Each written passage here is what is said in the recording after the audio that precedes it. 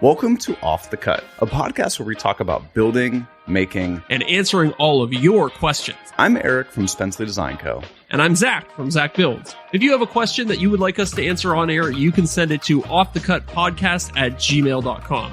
You can find both of us on YouTube, Instagram, and unfortunately, because we have to keep up with kids, you can find us on TikTok too. All right, now let's get into the show.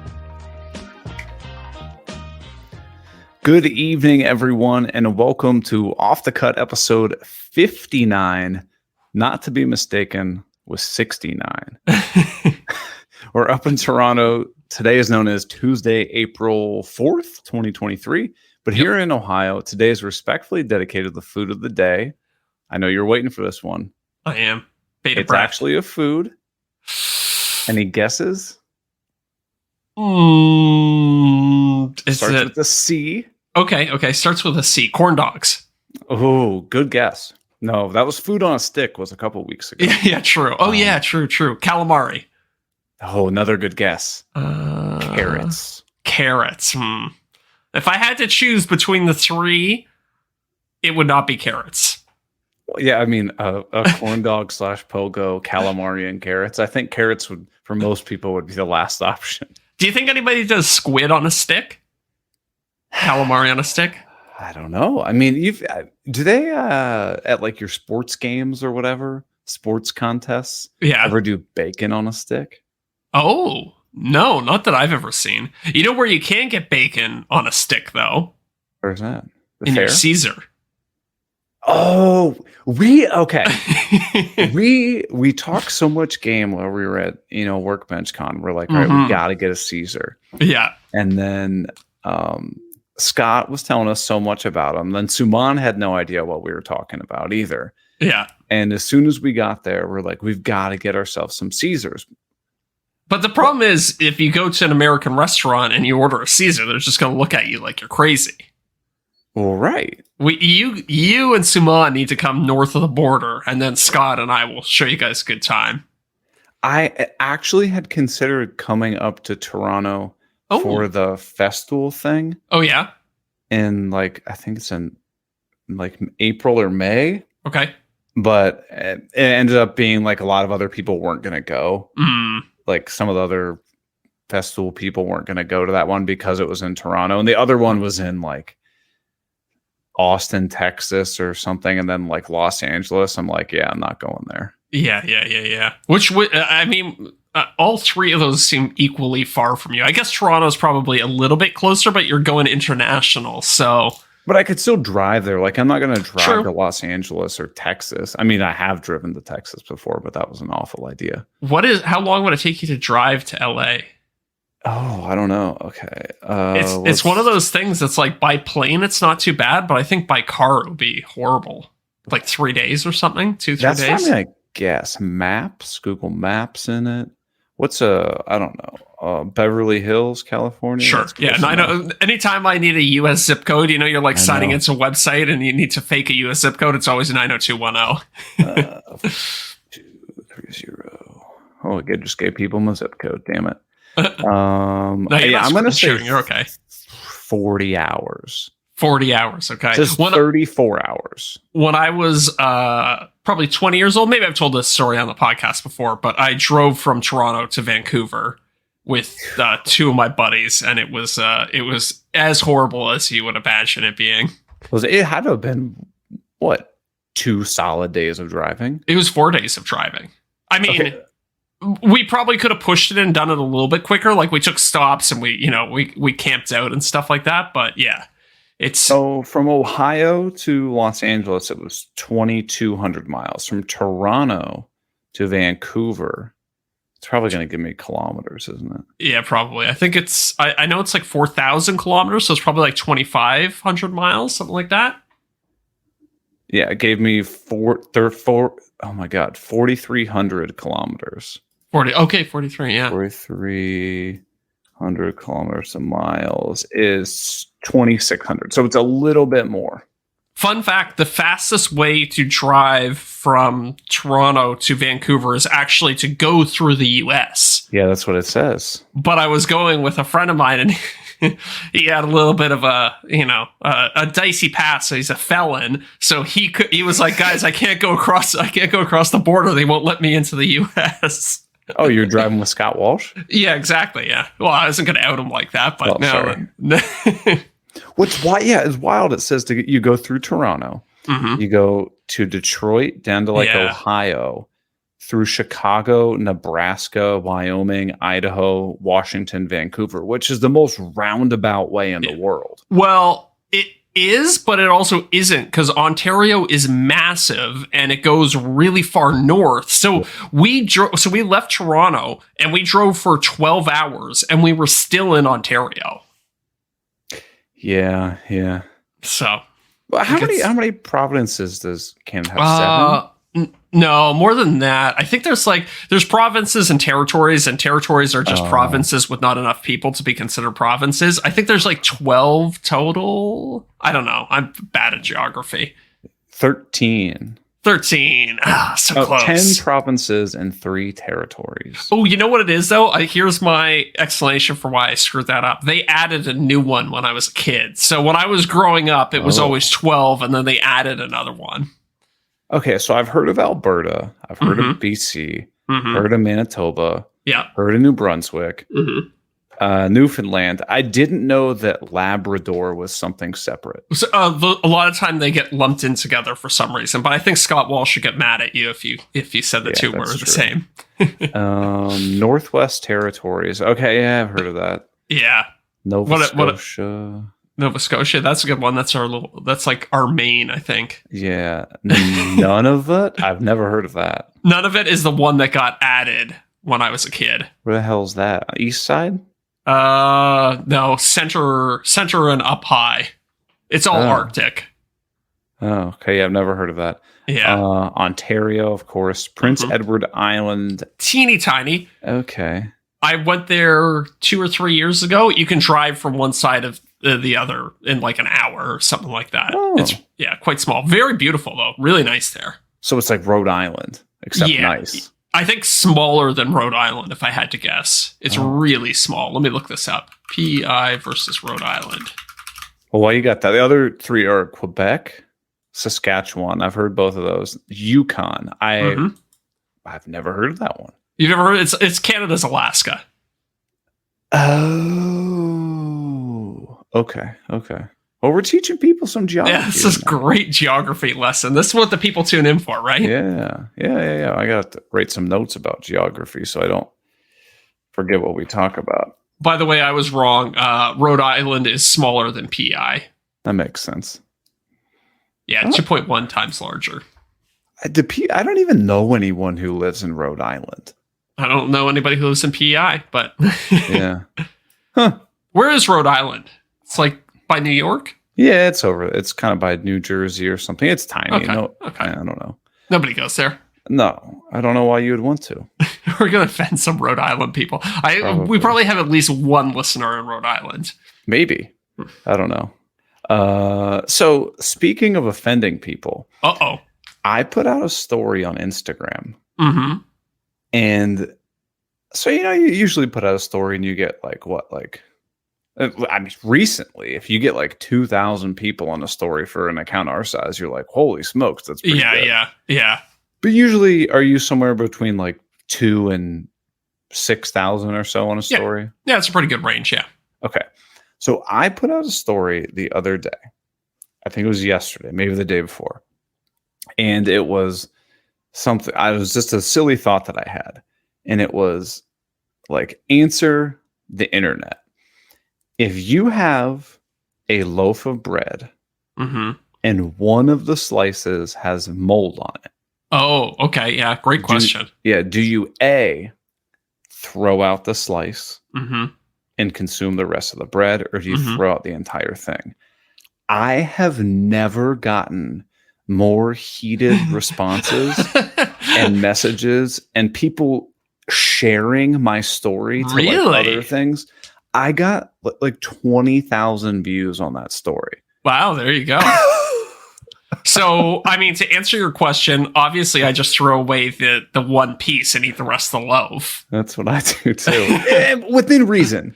Yeah, I mean, if it's like, if you can see like mold spores everywhere, but if it's just like one little corner of the slice or something. Yeah, it's like, Yeah. so if you have a whole piece of bread, and let's say it's like 3 inches by 4 inches, if if there's like a speck of mold, Yeah. like I'm talking like a BB or something like that, Yeah.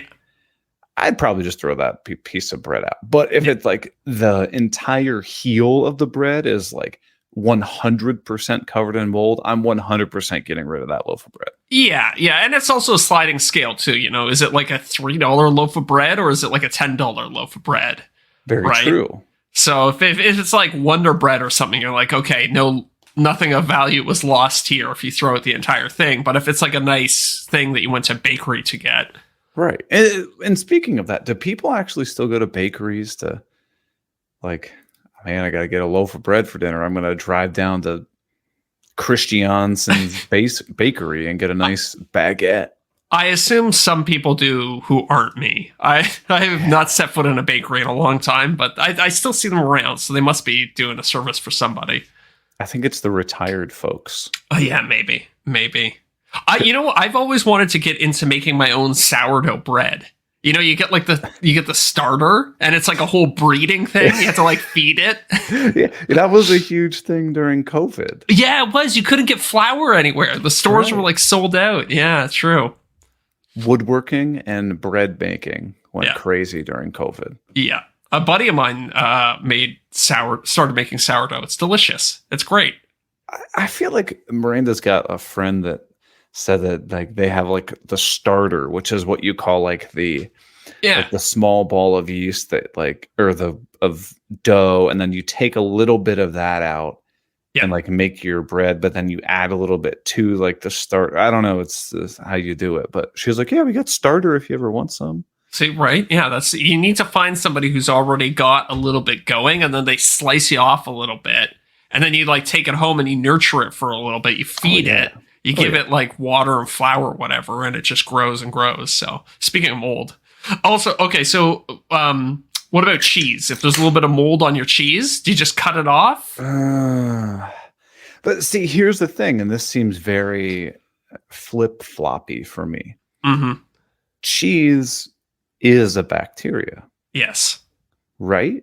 So I would be weird about cheese. If there was a little bit of mold on the cheese, I'd throw it out. You assume that it's like the whole cheese is then contaminated, like it's like marbled through the cheese? Right. But Yeah. there's no logic to that because the bread is the exact same way. Yeah, true. I mean, in some ways, I guess bread is just a type of mold, right? It's like baked mold.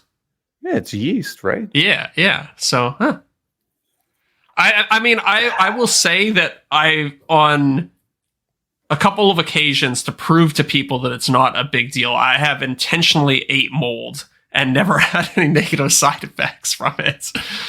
Yeah, but that's also a pretty poor reasoning. I mean, I had so many people send me like, I think I had like somewhere between 10 and 12 people send me like scientific research papers backing up both sides. Yeah. And then I had a lot of people say, well, I've never gotten sick from it. It's like, I get that, but that's a pretty poor reasoning to choose. Yeah, for sure. But the other part of me is like, okay, obviously, like if you're going to write an internet article and you're going to publish something that's out there in the world, you have to err on the side of caution, right? Yeah. So nobody's going to publish an article that's like, it's probably okay to eat the rest of the loaf and toss away. Because then you're inviting all the people who, they see the one piece that's completely covered in mold, they throw that away, they eat the rest, and they get sick. It's like, okay. And then they're like, oh, I read this article that said it was okay. Right. It's, you have to exercise a little bit of judgment when you're doing these things. That's very true, especially in the food industry. Like, yeah. I think I told you my first job out of college was a deli meat company, right? Did you? I've heard the shoe company. Yeah. Okay. Yeah. It was terrible. Let's do this. But okay. Anyway, one of their things was like, whenever they actually do scientific testing to see like how long it takes like a deli meat or a cheese to like break down to the point that it's like not safe for consumption. Whatever that date is, they divide it by 3. Right. And that's the expiration date. So like, Yeah. hypothetically speaking, if the meat went bad in 90 days, they would tell you that it expires in 30. Yes. I have this conversation with Sophie all the time. She'll be like, oh, the milk is expired by, 6 hours. And I'll be like, okay, but they're like, yeah, you can still drink the milk. Like, open it up, smell it. If it smells off, then obviously don't drink it. But 90% of the time, it's going to be fine for like a day or two after at least.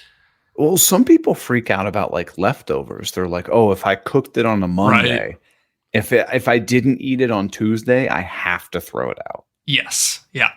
Yeah. I keep leftovers for a lot longer than that.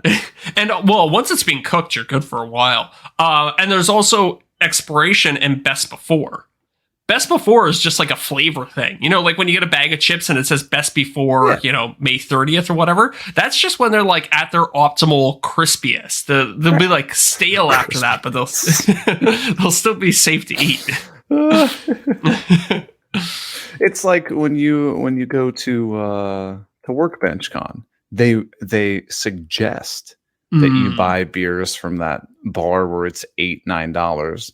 But everybody else just brings cases of beer and throws it in their backpack. Exactly. You get yourself a good backpack beer. That was the best move. We've definitely got to do that again next year. Mm-hmm.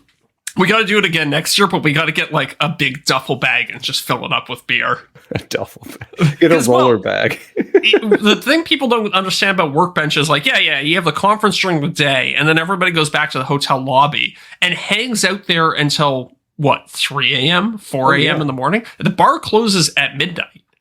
Oh, so it closed early. Some nights it closed at like 10. I know. So you have this scarcity of alcohol, but people want to keep partying. So well, you heard Jason Bent's strategy is he would go to the hotel reception desk and there's like a cooler right next to it. And it was actually the cheapest beer in the whole place, but he bought it out every night. Yeah. I wish I had. I heard about that on the last night, just as Jason was like, "They're tapped out." It's like, damn it. Right. But we made the trek with Mike from Woodshop Mike, and picked up a bunch of beers from the liquor store.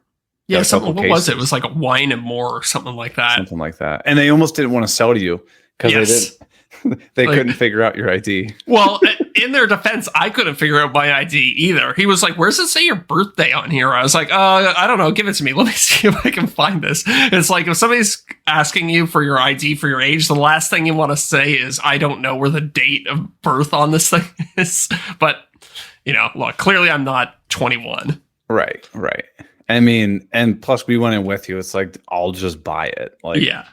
If they looked at our IDs and they're like, oh, these other guys are in their 30s, like, he's probably good. We did notice the Ohio ID and the Ontario ID strikingly similar. Well, they just redid the IDs here in the States. They call it like Real ID. Which is supposed to be like harder to get and like more verification goes into it. And I'm pretty sure they're like a national standard now. I wonder if I type Real ID Ontario. Yeah, I think. I wonder if the same company did both.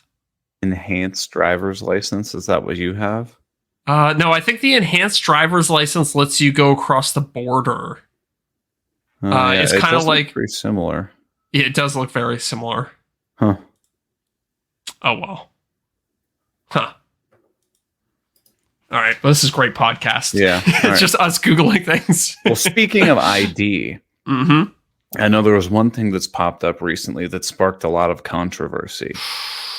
Verification on Instagram. Yeah, I wanted to talk about this last week, but we didn't get a chance to do it. It's so funny now looking at my comments and my notifications. I'm like, oh man, a lot more famous people are following me all of a sudden. Right. Because I see all these names with a blue check mark, liking my post, commenting. It's funny. What I hate it is because there are some people that I recognize interaction with them by like their logo. Right. And now I'm like, who the hell is this person? Oh, because you were saying that in order to be verified on Instagram or Meta platforms, you can't have your logo as your display picture. It actually has to be a picture of your face, right? Correct. Yeah, that's a change. So I guess let's back up for a minute. It first rolled out in Australia and New Zealand. Did not know that. If I'm not correct. Okay. Is it available in Canada right now? I believe it is, but it's still you have to join a wait list to get it. Okay. It's just you can't just go to Meta's website and say, "Hey, I want to pay $15 a month?" So if you sign up for it on your computer, I know. Here we go. If you sign up for it on your computer, it's like $10.99 or $11.99. Mm-hmm. However, if you want to use either app on your phone, it then won't work, and you have to pay $14.99, $15.99 for the mobile version. Oh, wow. Okay. Which is a scam. That's a very odd distinction to draw. I think we should first start off with what is Meta verified, or what do they propose that it is? Well, should we start? Okay, should we say what it was and now what it is? Because it's changed, right? Yes. So when it first came out, and I wrote it down to make sure I didn't forget anything. Smart. One of the proposed effects was that you get a verified badge confirming you're the real you and that your account has been I can't even say that word. Authenticated with a government ID and a selfie video. Oh. I did not submit a selfie video, and my account was authenticated. Did you have to send a picture of your government ID? I did. Okay. So at least there's a little bit of something in there. So you get a verified badge, which basically just puts a check mark next to your name. Mm-hmm. It's kind of the equivalent of like before when you'd see like a famous person, you're like, whoa. Yeah. Cool. Was it a gray check mark before and then it became a blue check mark? I think it's gray when you initially pay for it, and then it becomes blue once they verify you. Ah, okay, that makes sense. Because I noticed yours was blue, and then it went gray, and then went back to blue. Oh, did it? I think. I mean, I might just be making that up, but I'm pretty sure that's the way I remember it. The blue's snazzier, though. Nobody wants a gray check. Like the YouTube check mark? I don't even notice the YouTube one half of the time. It's like, especially because I use dark mode, it's like it just blends right into the background. No, I know. And I feel like there's only some places where it even shows up. Like it doesn't show up everywhere. Yes. Yeah. That's true. Which we should actually talk about that real quick. How do you get a YouTube check mark? 100,000 subscribers. Boom. That's wham, bam. Thank you, ma'am. You're done. No monthly fee, no application. It's literally like they send you an email that's like, hey, would you like to be verified? You hit yes, and then like a couple days later it pops up. For me, like I hit 100K, and then it took like less than a week, like 3-4 days, and then they sent me the email. I'm trying to remember if I got my plaque first or if I got my verification first. I think I got my verification first. Yeah, I did too. Okay, so you get a verified badge.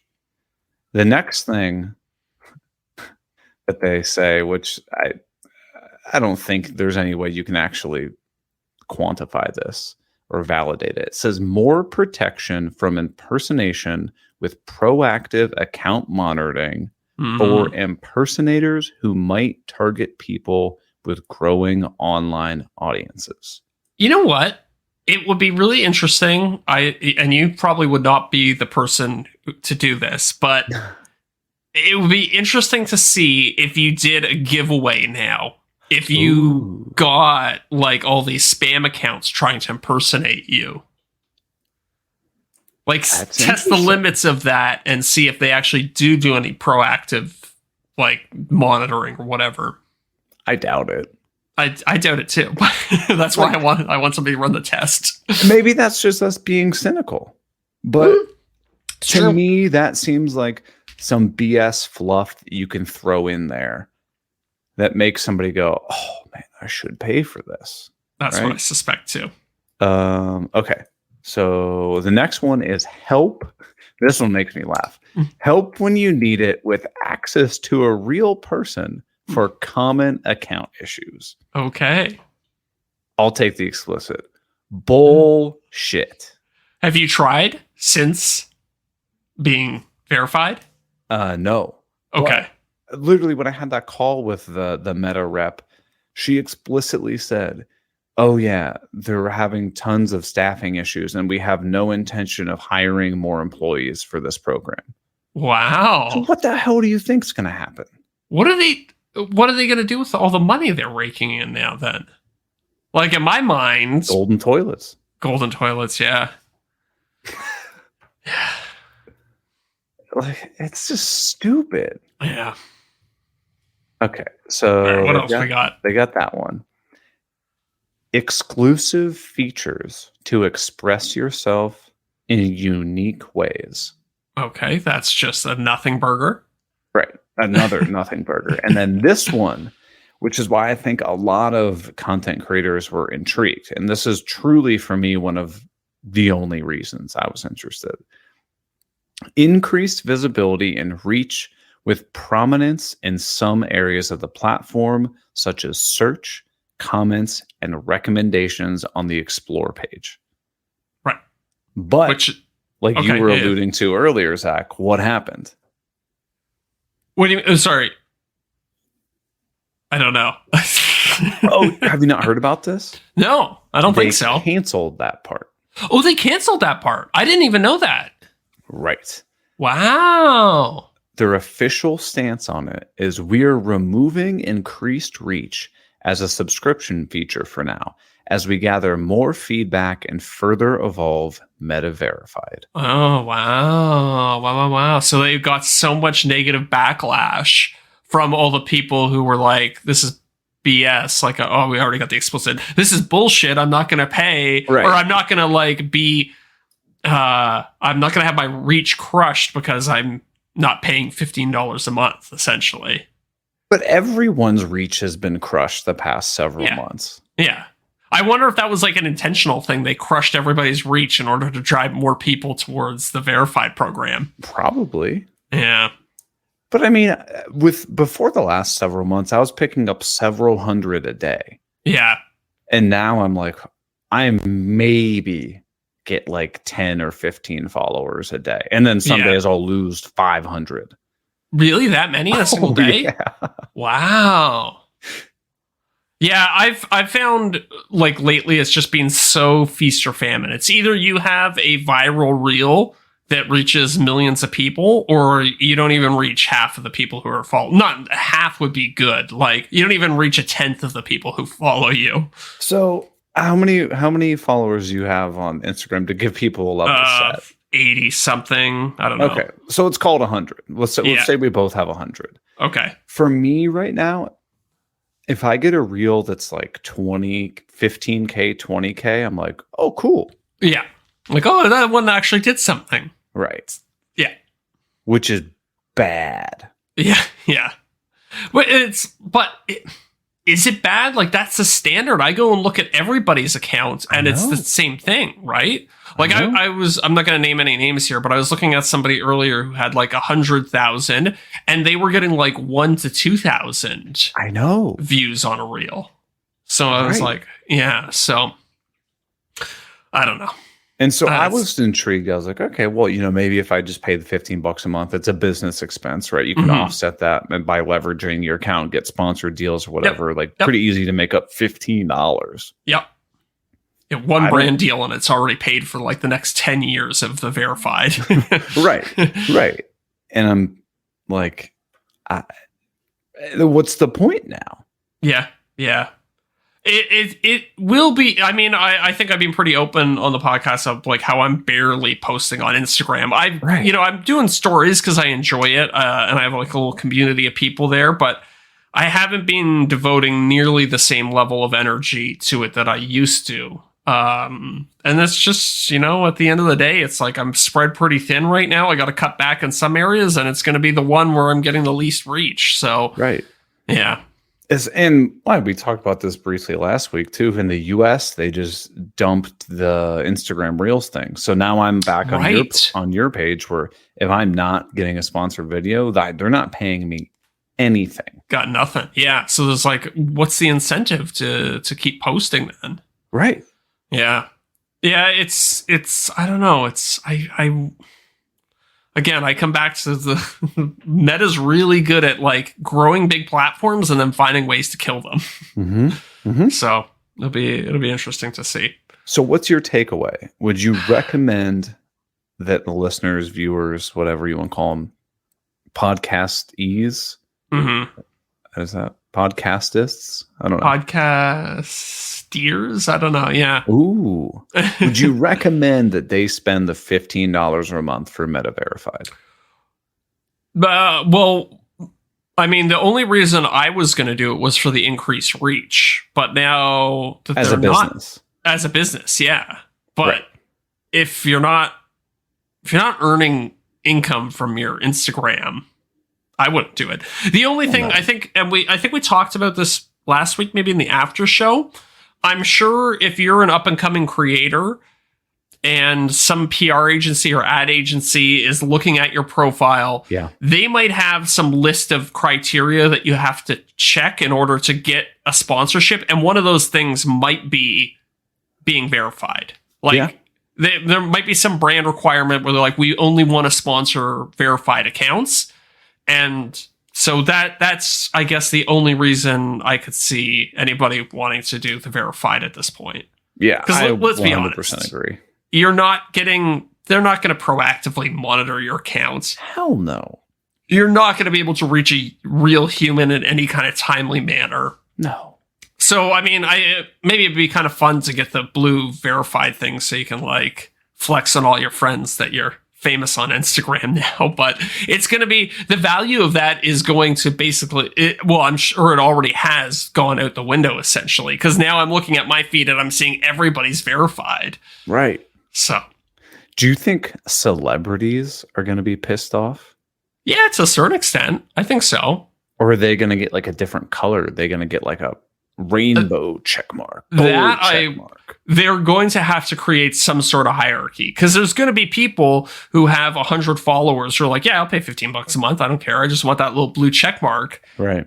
And then it's going to kind of, I don't know. I think a lot of people, I had a friend who was absolutely obsessed with getting verified. It was like his life's mission to get verified.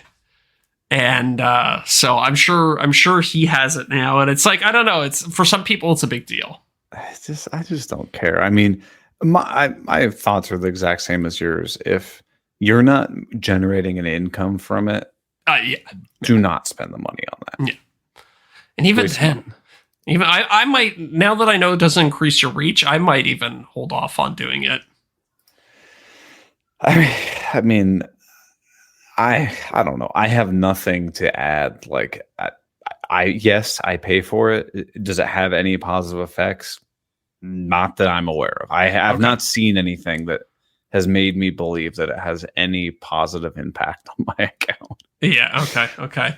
It's funny because there are going to be some people out there who pay to get verified and then just randomly post a good video that blows up. And then they're going to be like, paying for verification is the ultimate in terms of growing your accounts. Because there's all these things that always happen. Like, people become, we've talked about before, like the so-called social media experts. They give you like all the tips on what to do and how to grow your account. And so much of it is like, it's like talking to like a superstitious person. Yeah. They're like, before you walk through any door, you should knock on it 3 times and then you'll get 10x the number of followers the next day. It's like, it's the craziest thing.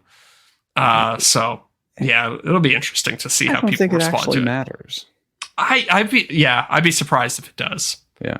Well, speaking of things that matter, mm-hmm. we got some new patrons this week. Sure do. See, you like how I waited till 35 minutes into the podcast to even say something about it? Mm-hmm. Mm-hmm. They thought I wasn't going to say anything. First off, we got a new Odie's Oil fan, also known as a certified turd. We've got this. I think this one's all the way from Ireland. Oh, Shane Flattery. nice. One of my countrymen. Oh, that's a good name. I like Mhm. that. Flattery. Flattery. Multiple fronts. Like, I'm sure, really nice guy. It's a strong name. Could be a Mhm. good baseball name. Another good baseball name. Yeah, but you need to say it with like an Irish accent. So maybe it's more of like a rugby name, or Ooh. you know what I mean? Yeah. Or a cricket name. I don't know if cricket's big in Ireland. I'm the Yeah. world's worst Irish person. Santiago Osorio definitely is our leading champ for a baseball name so far. 100%. 100%. Okay. We also got a new apprentice. Oh, nice. I'm gonna butcher this one. Dan. I got Mhm. that part. Armendaris. Armandaris? Okay. I don't know. Sorry, Dan. Send us a message and just like phonetically write out how to say your name. I have to say, though, I thoroughly enjoy people trying to pronounce my name for the first time. I don't get Right. offended by it. I think it's funny. Yes. Yeah. Oh, look, Dan's in the live chat. Oh, I got a different window open. There we go. So what does it say? The Meta Verified is another vanity widget. So yes, tons of people pay for it. Now I have no interest in paying for it. I don't blame you, Dan. Yeah, neither do I. Dan decided instead of Meta Verified, he was going to support our podcast, which we appreciate that. Mm-hmm. Thanks. If man. we could give you a little Instagram badge, we would. Mm-hmm. Mm-hmm. An Off the Cut podcast badge. Yeah, I think you can actually do that on YouTube. If you have YouTube members, you can give their name a badge when they comment on your videos. Oh yeah, I set that up. Dude, a lot of people signed up for some reason. Oh, really? Yeah. Oh, there you go. Consider it. Okay. Yeah, Like, people I've always been like, like should I do that and Patreon at the same time? Seems kind of weird. My But- thing is just set up where like you get the discount code on like plans, and then if you comment, it has like a little shield or something next to your name, so it like shows that you're a supporter of the channel. I don't really know how it works, to be honest with you, but Yeah. I don't know. Good amount of yeah, I people should- signed up. Okay, I should think about doing that. I had nobody cancel it, so it doesn't seem like anybody's mad about it. Do you do like any like early video releases or anything like that? Not on there. It's all that stuff is so difficult to I know. keep track of. I do on I know. Patreon. Like, I know. there's no way you can do something special on Patreon, something special on YouTube members, something special on Instagram subscriptions, or whatever the hell. There's too many things. Like, There's too many things. You just gotta narrow down, focus.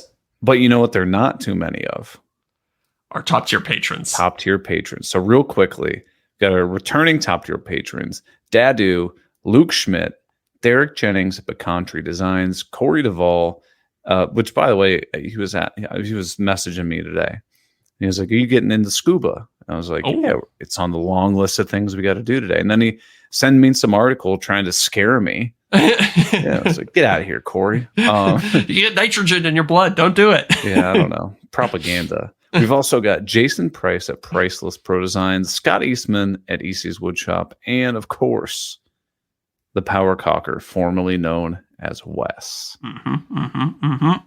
So if you want to have us butcher your name every week, and you get access to the after show, which are we 6, 7, 8 weeks in a row where the after show has been substantially longer than the podcast? Yes, we are.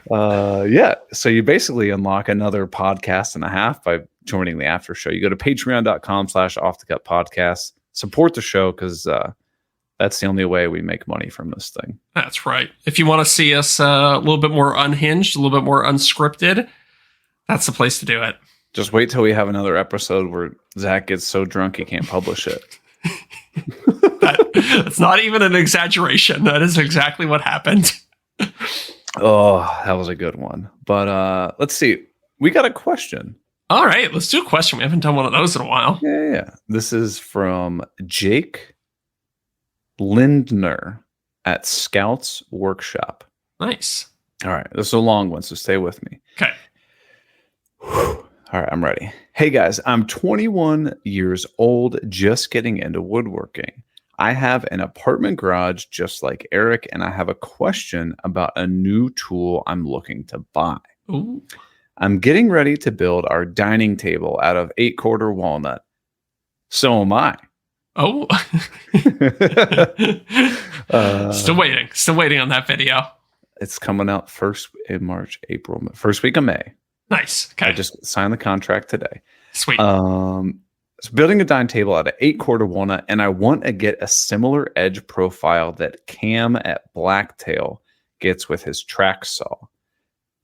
Kind of a shallow under bevel, but I don't know if I want to go the track saw route, or maybe I could get a similar result with just a straight edge and a circular saw. If I go track saw, it'll be budget minded. P.S. Eric, I lucked out as my garage has 30 amp outlet. Oh, fuck you. He's just rubbing it in. Get out of here. And have access to the breakers. Oh, that's even worse. Oh. Love all the work you guys do. Well, sorry. Love all the work you guys put out. Keep it up. Well, first off, we appreciate you, Jake. Thanks. Yes, we do. 21. Good time to be alive. Yeah, that's, in a lot of ways, that's much earlier than I ever started woodworking. I was doing construction stuff at that age, but I wasn't doing any, custom furniture or anything like that. No. So he's got a head start on us. What was I doing at 21? I would have been in college. Chasing girls. And I was working at the shoe store then. Right. Yeah. Oh, you're working on scams then. Yeah. Taking shoes from the shoe store, reselling them on eBay. That's right. Good times. I wasn't even getting into woodworking then. Yeah. Okay. So what's the question? Should he get a track saw, a budget track saw, or should he just get a circular saw and do it with a straight edge? Yes. So do you understand what he's talking about? So you have a straight edge, like straight up and down 90 on a typical tabletop. Mm-hmm. If you put a chamfer, then you get like a 45 on the bottom. Mm-hmm. So what he's saying is like, can I get like a 10-degree cut? Oh, okay. So you absolutely could do it with a track saw. No problem. Yep. Mm-hmm. This is actually something that when I was at the festival charity thing with Mike Coffey, I saw him do that. Instead of taking a router bit on the bottom of the table, he basically took his track saw and just like bumped it like a 1/4 inch or 1/2 inch off the edge of the table. Yeah. And then when you drop the blade and bevel it, it gives like a little bit of a reveal. I'm not sure I'm picturing this correct. So instead of at the very, very top of your table, it goes into an instant 45-degree bevel. Oh, it kind of like okay. starts a little bit down, so you have a 1/2 inch that's straight down, and then you're 45. Oh, okay. Yeah. Yeah, I like that. I've done that. Actually, I did that on my desk, like this. Yeah, exactly. So the way you did that was you basically just, instead of putting your track saw track directly on the edge, you actually let it overhang a little. Correct. Yeah. Actually, I think this I did on the table saw, but yeah, same idea. Yeah. So if you do it with the track saw, make sure the track overhangs, which is kind of weird, and you're definitely going to want to test it on some scrap. Yeah. I know Mike said on the Festool one, it's 1/2 inch overhang is perfect for tables. Right. I could not translate that to any other track saw. If you want to do it, and you don't want to worry about trying to figure out the math of that, you could always just cut a 45 and then come back afterwards and then cut your vertical line as the second cut, and then you can put it wherever you want. Then you don't have to do any like complex math or anything like that. That's a good idea. So you're saying cut it a 45 so you have the super, super sharp. Yes. And then you just trim off like a 1/4 inch on every side or something. Exactly. Oh, that's smart. Okay. Yeah. So does he need a track saw to do it? No. I don't think so. I've definitely done exactly what he's describing, but with a circular saw and a piece of plywood as my fence. Right. Yeah. Right. You'd be 100% fine with just a straight edge and a circular saw. The other thing you could do is get a router bit to do it. Yes. Yeah. Depending on how strong your router is, you might have to do it in a few passes. Like you might have to kind of sneak up on it. And you might have to also buy, some of the guys in the live stream are saying that Cam does it with Josh is saying Cam does it with a 30-degree Okay. bits. So you'd have to go and get like a 30-degree bit. Okay. But obviously that's not that big of a deal. If you go to bitsbits.com and use coupon code SDC, you Mhm. can save some amount of money. I don't know. I'm terrible at these promo codes that they give me. I know. You can save some amount of money off of it. Yeah. So I'm all about use the tools that you have. You could definitely do straight edge circular saw. Track saw would definitely be helpful and would be easier to set up. But if you have no ambition of using the track saw for anything else, I wouldn't waste my money on it. That's kind of where I land on it too. Like if you think you can use the track saw for other stuff, which I find new uses for my track saw all the time. Oh yeah. Then go ahead and get the track saw. But if you're going to buy it specifically to make this beveled cut, I would probably just stick to using a fence and a circular saw. Yeah. Or if you have access to a table saw. Yeah. Table saw would work well too. However, with the dining room table, 8-quarter walnut, you might want to got a pretty big tabletop going, and it could be challenging to really hold that on a table saw. Yeah. And I think I know what your answer to this is going to be, but what about one of those jigs that turns your circular saw into a track saw? The Craig one? The Craig one, and I think there was another company that makes one now that I saw recently. Doesn't Bora make one? Maybe it's Bora, yeah. I don't know. I mean, the Craig pays me money, but I have never used that circular saw guide thingy. And I have the one that's kind of like a L shaped. That it's like you could like rip plywood, make like strips of plywood ripping it. Oh yeah, okay. I would not trust that thing at all for accuracy, but it's fantastic to break things down that's like table saw ready. So you're going to get a straight line. Yeah. But it's not going to be awesome. Yes. Yeah, I got you. I got you. Yeah, that's good advice. But it's also $30. So like what do you really expect? That's what you're going to pay for a router bit to 30-degree router bit. Yeah, so yeah. So hopefully that's helpful. Yeah, I think we summed it up. Didn't give a very firm answer, but it all depends on. That's the thing about all woodworking questions. Like, well, it depends what you want to do. Right. Or like, I don't know, if you're enamored with buying new tools, then yeah, I could pick out stuff all day for you to buy. Oh yeah. Hell yeah. Well, what have you been working on? How's the move going? Are you finally settled in? Oh, yeah, I am. But, the move is one of those things. You move into a new place and immediately, or I don't know if you're this way, but I'm like, oh, I could do that. I could do this. I could do that. Yeah. And now I'm just overwhelmed with all the little things I want to do. And so many of them do not make for good YouTube videos.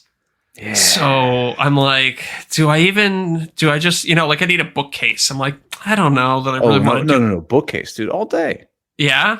Yeah. You haven't had a good, not saying a good, you haven't had a strictly woodworking project in a while. I know. I haven't. It'd be interesting. Mix it up, see what happens. Yeah. I've got a good coffee table project coming up that I think will be fun. Okay. Yeah. I want to get rid of my media center entirely. I think I maybe talked to you about this before. Get rid of my media center, put everything in the coffee table, and then just one little conduit that goes from the coffee table to the wall-mounted TV. I don't know, I'll make some stupid title about how media centers are done or something like that. Media centers are obsolete. The most useless piece of furniture. Yeah. Done. Everybody needs to get rid of this piece of furniture in their house. Oh yeah. Yeah. Or something like that. I'm finally getting rid of it. Oh yeah. Oh. Okay. Yeah. So, yeah, if I could come up with a good thumbnail combination for a bookcase, I might do it. But I just have so many other projects that I'm more excited to do. Well, I mean, at the end of the day, do what you're excited about. Exactly. You're probably like me, where you get started on one thing and then you're like, this doesn't excite me anymore. And you're like, why am I going to force myself through this? I'll just save it and come back to this later. And yeah, I don't have that energy. I feel like if I walk away from something, then I'll never, ever come back to it. That's my fear. I don't know if it's actually true because I never do it. I always force myself to finish. Yeah, you do. That's right. But it's funny that you said that you're trying to get rid of the media console because I'm actually designing a media console. I think I've told you that, like, that floating media console idea that I want to build. Yeah. So you started modeling it. Is that going to be your next project, or I have no idea. Yeah, fair enough. Fair enough.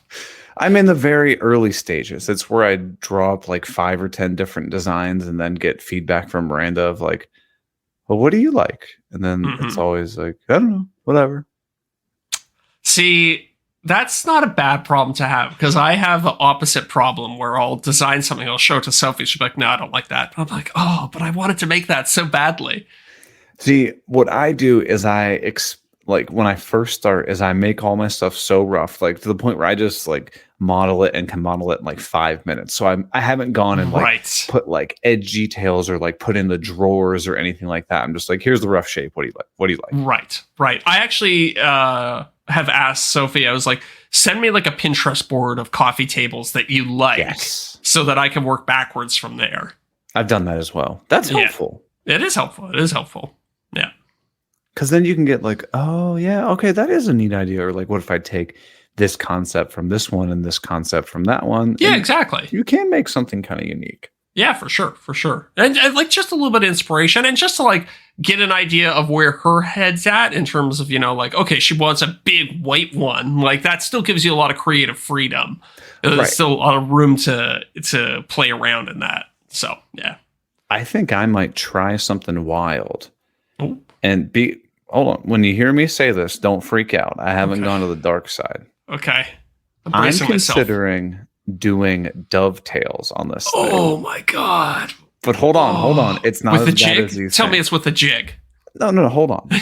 I'm just using a dovetail router bit. So when I put in like dividers, I just slide the pieces in. Oh, okay. Thank God. I'm not doing those stupid ass joints on the side of it. I don't have time for that. J Katz is crying somewhere, but I'm very happy. They look awful. Yeah. I'm just gonna use them. I just throw a little glue in there and just slide the pieces in. Boom, they're locked in. I like it. I do like that. And you'll never see it, which is why I like it. It's it's a perfect example of like, it's something I've never tried. And in my brain, I'm like, I'm kind of interested. So like, I just want to build something around that. And as soon as I do it once, I will probably never do it again. That's how it is with half the new things I try. I'm like, yeah, I did this once. I checked it off the list and I can never go back to it. That's perfectly fine. Right. Yeah. Speaking of things that I'm never going to go back to, I got my 3D printer in the mail the other day and I've been messing around with it and trying it out. The Prusa thing that Travis told you to get? No, so I actually ended up getting the Bamboo Lab X1. So the Prusa is quite good too, but it's a little bit more tinkery. The one I got is a little bit more of a all-in-one solution. It's like the Mac. You got the Mac version. Exactly. Okay. Yeah. So initial thoughts, have you screwed around with it? I've screwed around with it a bit, but I've also been incredibly busy working on some woodworking projects. So it's kind of just sitting in my living room, pissing off Sophie right now. She's like, when are you getting this stupid machine out of the living room? Because So I need to buy a little, one of these projects. I need to buy like a little media console or something to put in my office to then put the 3D printer on. Ooh, yeah. Okay.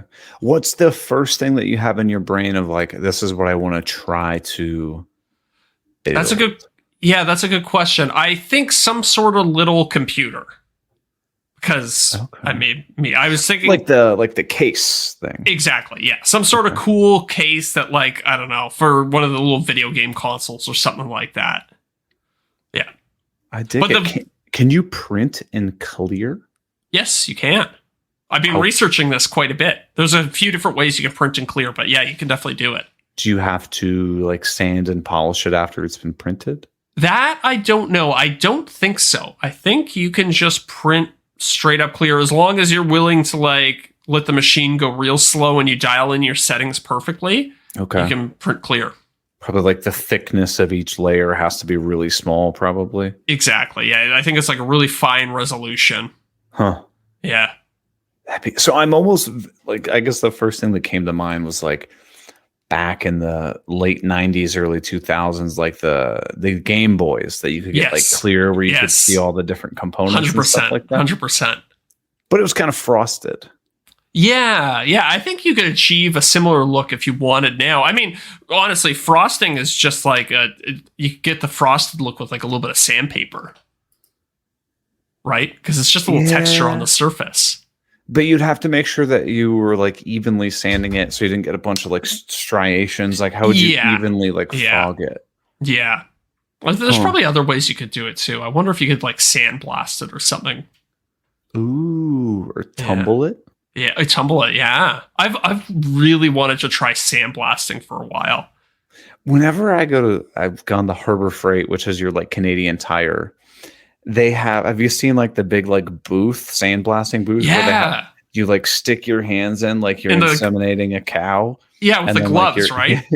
Yeah. I've wanted to try one of those so badly because it's so the idea of putting like something in that's painted and then just getting polished metal out the other side is so appealing to me for some reason.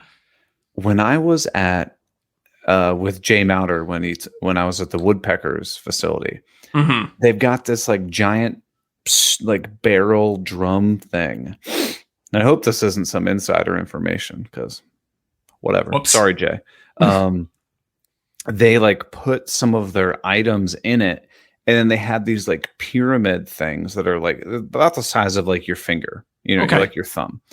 And they're like weird shaped, and it just like rolls around and has like grit to it, and like stuff will come out of it like really nicely polished. Oh, crazy. It's really satisfying to watch. I saw quicksand.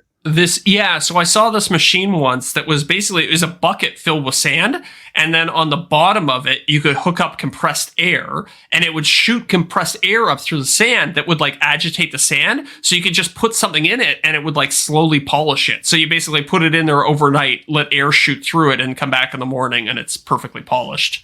I've seen people do that with like, you can just get like random rocks and then polish them into like really nice, like shiny stuff. Yeah. Huh.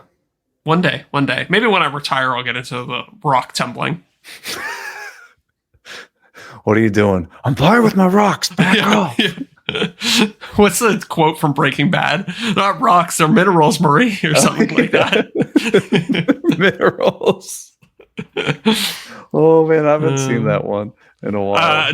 Dadu is offended that you compared Harbor Freight to Canadian Tire. I've never been to Canadian Tire. I haven't been to Harbor Freight in forever. I'm trying to think what a Canadian Tire, what the American equivalent to a Canadian Tire would be. So describe Canadian Tire to me in more detail. Canadian Tire is like automotive centric, but not limited to automotive stuff. Okay. It's kind of like if you took like, it's like almost like a Home Depot, but took out all the building material like lumber and stuff like that. So you had like, they've usually got a paint department. They've usually got hardware. They have power tools. They have outdoor equipment, barbecues, bikes, which you would not normally get at a Home Depot, some kids' toys, and then also automotive stuff. So you could get like a new, like, I'm just making this up, spark plugs and fuel injector. Like it's like an advanced auto parts kind of thing. Kind of, yeah. Huh. Yeah. So it's a weird mismatch. It's a little Canadiana thing. And the fun part about Canadian Tire is that if you pay, I can't remember what it is. If you pay with cash or if you pay with card, you get Canadian Tire money back. It's like a 1% rebate that you get as like this. They have their own cash printed up that you get and that you can spend in the store. So when I was a kid, I used to obsess over collecting Canadian Tire money. I had like an envelope filled with Canadian Tire money. Does it expire? I don't think so. No. And it's actually pretty funny. It feels like real money too. It's got like that, the money texture. It's funny because I had this big stack, this big envelope of Canadian Tire money because it's funny, their bills will be like 5 cents and 10 cents and 25 cents. What? Oh, dude, it's I'll have to show you when you come to Canada next time. So we've got a store called, have you heard of Menards? I have, yeah. I always thought it was Maynard's.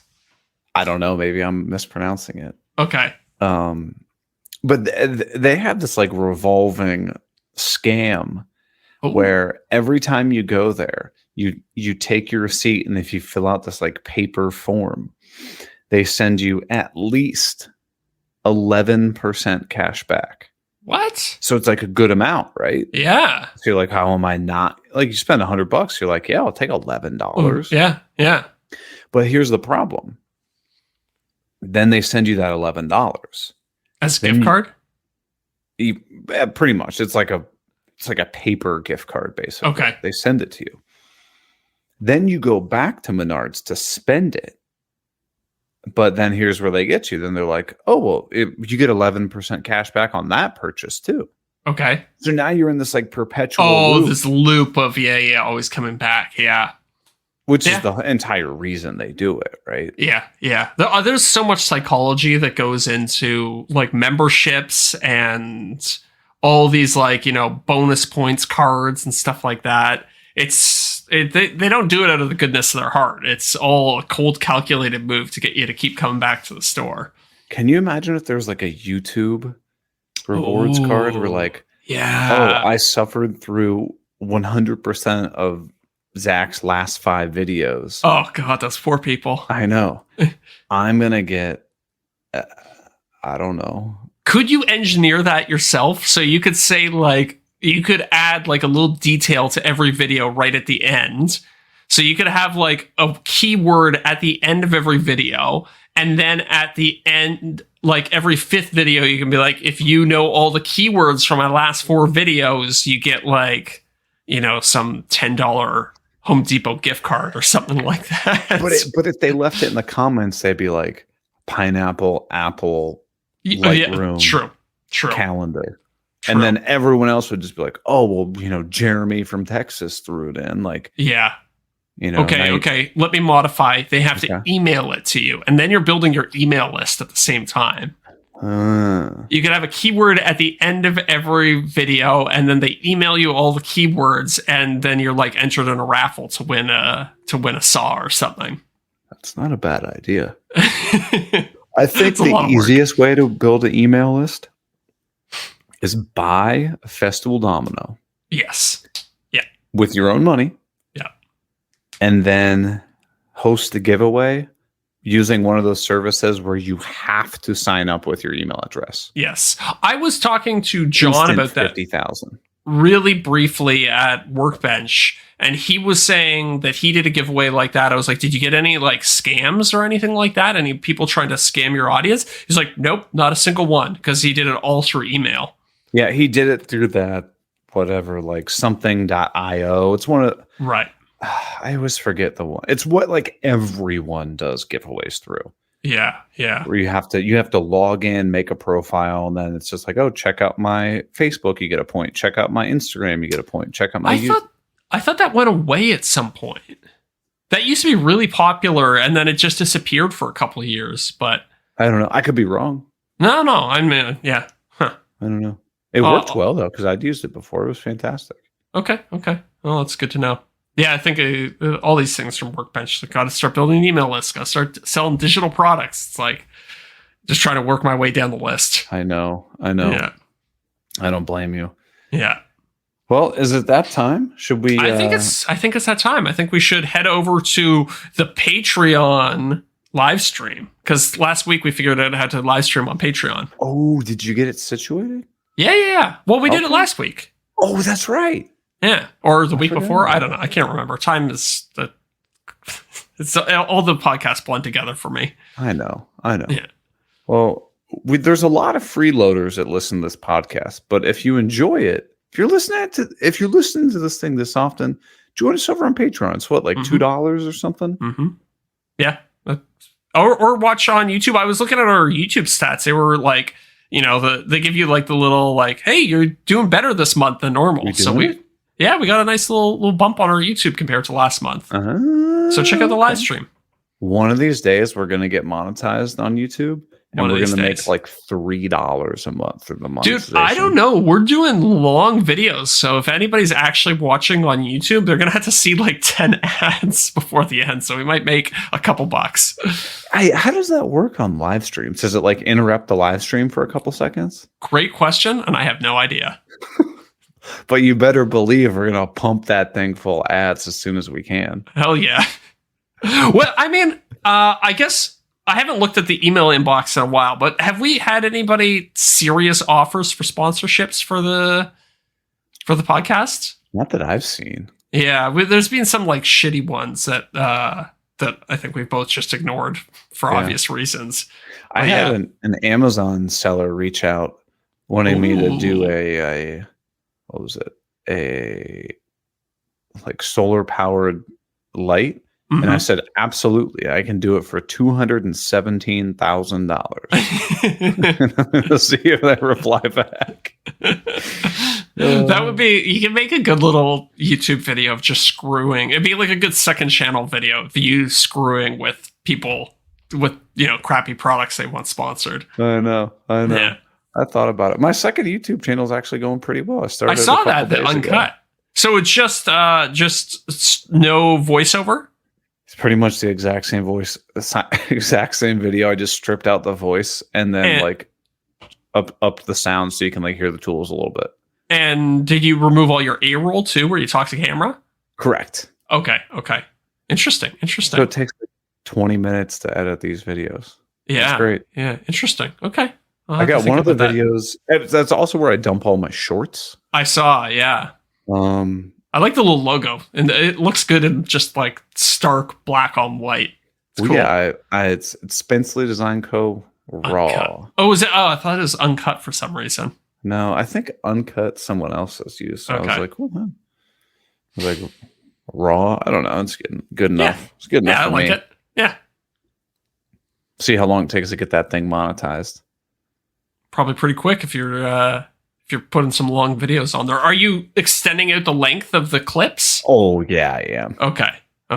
So it's not calm. Yeah. It's like nice, like background. I wanted to do that with a 360 camera and then have it be a VR experience. Ooh. So it could be like, 5 hours of me building something and you just like, you can like watch me from different angles and like move your head around in the space.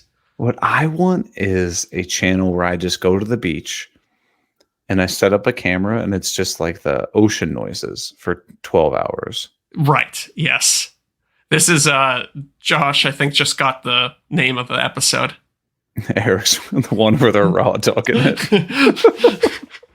Oh man, I had some good episode names. I had the one where they reach their expiration date. Oh, yeah, that is good. The one where they have golden toilets. The one where they get verified. One where they get verified. Ooh. What else we got? Raw dogging it's pretty good though. Yeah. The one where Eric does it raw. The one where they do it raw. The one where they do it raw. Or the one where they raw dog it. Yeah, the one where they raw dog it. I like that. I like that. That's clickable. Well, see, this is the stuff that we usually either talk about in the after show, coming up with funny names, or talk about on the live stream or whatever. But we give everybody the whole taste of it. But I'm excited to taste the new seltzer, but I'm not going to be able to do that unless we cut it off here and head over the after show. All right, let's end this bad boy. All right, everybody, we will see you next week, or we'll see you over at the after show. Exactly. See you, everybody.